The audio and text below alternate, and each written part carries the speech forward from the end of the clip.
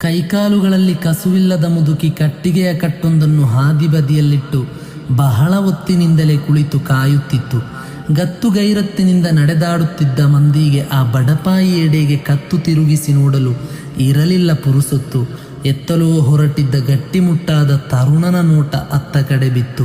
ಅವಳ ಸ್ಥಿತಿಯನ್ನರಿತು ಮರುಗಿದ ಆತ ನಡೆದರು ಅಜ್ಜಿಯ ಗುಡಿಸಲಿನೆಡೆಗೆ ಆ ಕಟ್ಟಿಗೆಯ ಕಟ್ಟನ್ನು ತಲೆಯ ಮೇಲೆ ಹೊತ್ತು. ನಡೆವ ದಾರಿಯ ನಡುವೆ ಅಜ್ಜಿ ಮಾತಿಗಿಳಿದಳು.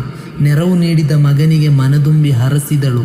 ಕುಶಲೋಪರಿ ನಡೆಸುತ್ತಾ ಗುಡಿಸಲು ತಲುಪಿದರು.